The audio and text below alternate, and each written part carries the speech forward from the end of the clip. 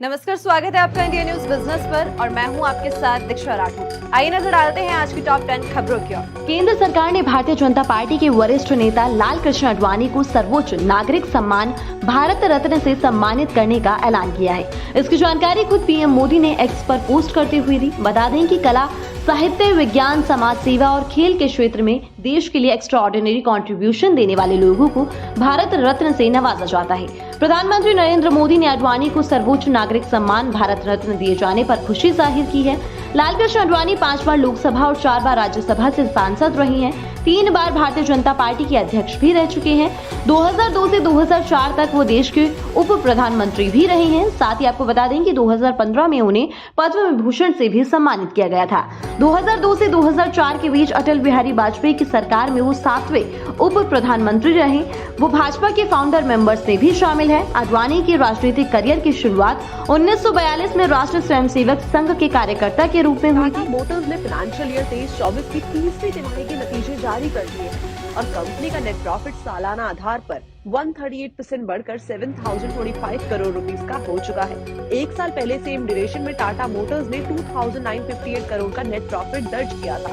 Financial year 24 quarter 3 में company का revenue भी सालाना आधार पर 25% बढ़कर 1,10,577 करोड़ रुपए का रहा है। इसके साथ ही साथ पिछले फाइनेंशियल ईयर में इसी ड्यूरेशन में 88,489 करोड़ रुपीस का था।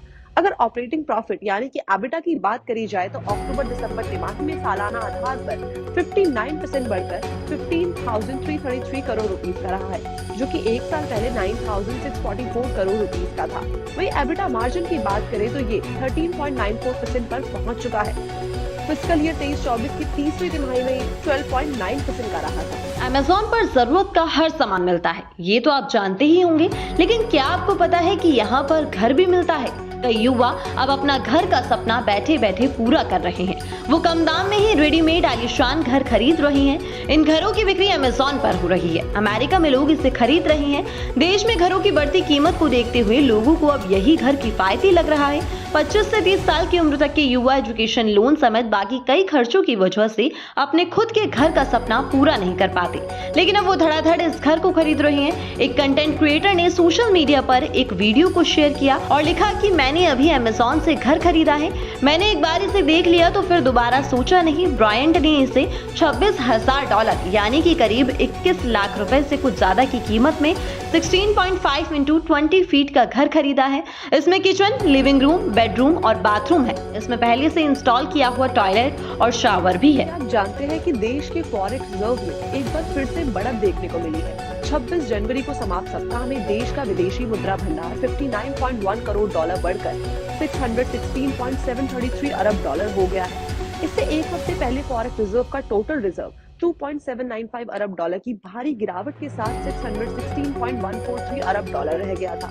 देश का फॉरेक्स रिजर्व अक्टूबर 2021 में 645 अरब डॉलर की हाईएस्ट लेवल पर पहुंच गया था, लेकिन पिछले साल ग्लोबल अनसर्टेनिटी के बीच रुपए को संभालने के लिए रिजर्व बैंक को इस भंडार के लिए एक हिस्से का इस्तेमाल करना पड़ा था। इसी के साथ गोल्ड रिजर्व 26.9 करोड़ डॉलर बढ़कर 47.481 अरब डॉलर हो गया है और इसी के साथ ही साथ special drawing rights 2.7 crore dollar बढ़कर 18.248 अरब डॉलर हो गए हैं। वीकेंड रिव्यू में इंटरनेशनल मॉनेटरी फंड के पास भारत की रिजर्व डिपॉजिट 60 लाख डॉलर बढ़कर 4.86 अरब डॉलर पर पहुंच चुकी है। मॉडल और एक्ट्रेस पूनम पांडे जिंदा है। जी हाँ, एक इंस्टाग्राम पोस्ट से शुरू हुई पूनम पांडे की मौत की खबर मिस्ट्री बन गई थी। पूनम पांडे की मौत की खबर 2 फरवरी की सुबह आई थी। उनकी मैनेजमेंट टीम ने इस बात का ऐलान किया था कि एक्ट्रेस की मौत हो चुकी है। इसका कारण सर्वाइकल कैंसर बताया गया था। हालांकि इसके बाद एक्ट्रेस के अंतिम संस्कार की कोई खबर नहीं आई, ना ही उनके घर वालों का कोई अता पता था। अब एक्ट्रेस ने एक वीडियो शेयर कर सोशल मीडिया पर फिर से तहलका मचा दिया है। उन्होंने खुद अपनी वीडियो पोस्ट करके बताया कि वो जिंदा है। इंस्टाग्राम पर पूनम पांडे ने अपना वीडियो शेयर किया है। इसमें वो पूरी तरह स्वस्थ बैठी हुई नजर आ रही है। एक्ट्रेस ने कहा कि मैं जिंदा हूँ, सर्वाइकल कैंसर से मेरी मौत नहीं हुई है। अब ये तो हम जानते हैं कि भारत में मोबिलिटी ग्लोबल एक्सपो 2024 शुरू हो चुका है, जिसमें शुक्रवार को प्रधानमंत्री नरेंद्र मोदी पहुंचे हैं, जहां उन्होंने अलग अलग स्टॉल्स पर जाकर व्हीकल्स की जानकारी ली है। दिल्ली के भारत मंडपम में ये एक्सपो 1 फरवरी से शुरू हुआ था, जो कि 3 फरवरी तक चलेगा। प्रधानमंत्री नरेंद्र मोदी ने वहां अपने संबोधन में कहा है कि आज का भारत ईयर 2047 तक विकसित भारत का लक्ष्य लेकर चल रहा है। इस गोल की अचीवमेंट में मोबिलिटी सेक्टर महत्वपूर्ण भूमिका निभाने वाला है।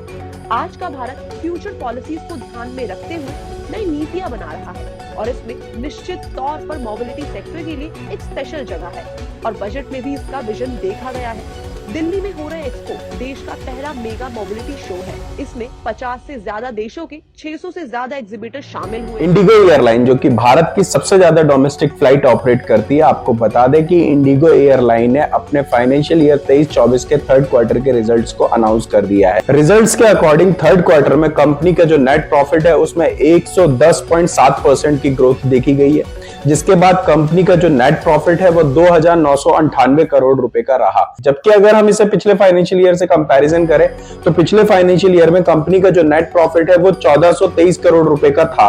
अगर हम कंपनी के रेवेन्यू की बात करें तो फाइनेंशियल ईयर 23-24 में कंपनी का जो थर्ड क्वार्टर में रेवेन्यू में ग्रोथ देखी गई वो 30.26% की ग्रोथ देखी गई।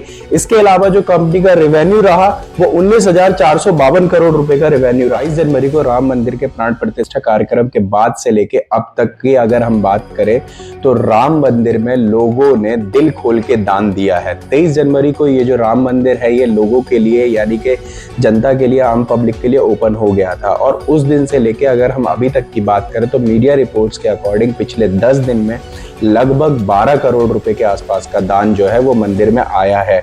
इसमें से अगर हम दान की ही बात करें तो इसमें से जो 22 जनवरी यानी कि राम मंदिर के प्राण प्रतिष्ठा वाले दिन ही लगभग 3.2 करोड़ रुपए के आसपास का दान आ गया था। ये तो आप जानते ही होंगे कि अभी हाल ही में French president Emmanuel Macron India आए थे और पीएम नरेंद्र मोदी से मुलाकात भी हुई थी और वो रिपब्लिक डे में चीफ गेस्ट भी थे।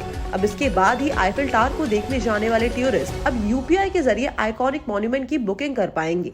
National payment corporation of India यानी कि एनपीसीआई ने शुक्रवार को ये जानकारी दी है और कहा है कि उनकी ब्रांच एनपीसीआई इंटरनेशनल पेमेंट यानी कि NIPL ने फ्रांस की ई-कॉमर्स कंपनी और पेमेंट कंपनी लायरा के साथ अलायंस किया है। इसके तहत फ्रांस में यूपीआई पेमेंट फैसिलिटी को एक्सेप्ट किया जाएगा और इसकी शुरुआत आईफिल टावर से हो रही है। इंडियन एम्बेसी ने पेरिस में भारत के रिपब्लिक डे का जश्न मनाने के लिए आयोजित एक कार्यक्रम में ये घोषणा की है। बयान में कहा गया है कि इस समय आईफिल टावर देखने आने वाले इंटरनेशनल टूरिस्ट में इंडियन टूरिस्ट का नंबर दूसरी पोजीशन में आता है और इससे अब वहां जाने वाले टूरिस्ट को काफी आसानी होगी और इजीली यूपीआई से ही पेमेंट कर पाएंगे। पीएम नरेंद्र मोदी आज उड़ीसा का दौरा करेंगे तो ऐसे में सिक्योरिटी को ध्यान में रखते हुए जो आसपास का कार्यक्रम का एरिया होगा उसमें जो ड्रोन है उस पर रोक लगा दी गई है, यानी कि उस एरिया में ड्रोन कैमरा जो है वो ऑपरेट नहीं किए जाएंगे। दौरे के कार्यक्रम के दौरान पीएम नरेंद्र मोदी लगभग 28,980 करोड़ रुपए के इलेक्ट्रिसिटी प्रोजेक्ट का शिलान्यास भी करेंगे। इसके अलावा आपको बता दें कि एक्सपेक्टेड है कि दौरे के दौरान प्रधानमंत्री नरेंद्र मोदी उड़ीसा में लगभग 68,000 करोड़ रुपए के प्रोजेक्ट्स की अनाउंसमेंट भी करेंगे।